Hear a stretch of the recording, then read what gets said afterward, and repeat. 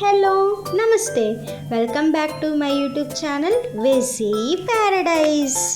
I am Gajavalli Sai Sahithi. ఈరోజు special మిరప విత్తనాల పొడి.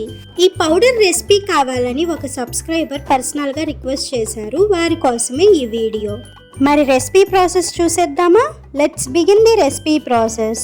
ఫస్ట్ మనం మినప విత్తనాలు తెచ్చుకున్న వెంటనే శుభ్రంగా వాటర్తో వాష్ చేసుకొని నీరు పూర్తిగా పోయేంత వరకు ఎండలో ఉంచుకోవాలి.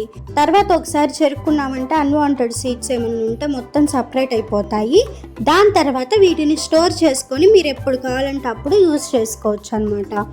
ఇప్పుడు నేను ఈ పౌడర్ కోసం 1 కప్ మిరప విత్తనాలు యూజ్ చేస్తున్నాను, అంటే అప్రాక్సిమేట్గా 100 గ్రామ్స్ అనమాట. ఫస్ట్ ఒక కడాయి తీసుకొని అందులోకి మిరప విత్తనాలు వేసుకొని కొంచెం హీట్ అవ్వనివ్వాలి. మరీ ఎక్కువ రోస్ట్ చేయాల్సిన పని లేదు, మనం చేత్తో పట్టుకోగలిగే అంత వేడిగా అయితే సరిపోతుంది.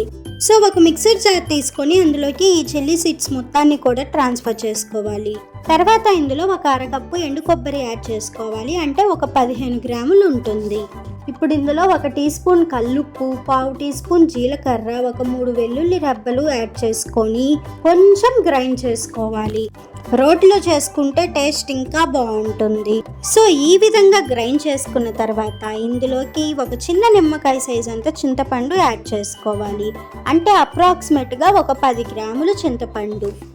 మరొక్కసారి గ్రైండ్ చేసుకున్నామంటే ఈ విధంగా మిరప విత్తనాల పొడి రెడీ అయిపోతుంది. ఇప్పుడు దీనిని ఒక 8 కంటైనర్లో స్టోర్ చేసుకున్నాము అంటే ఎప్పుడు కావాలంటే అప్పుడు ఎంజాయ్ చేయొచ్చు.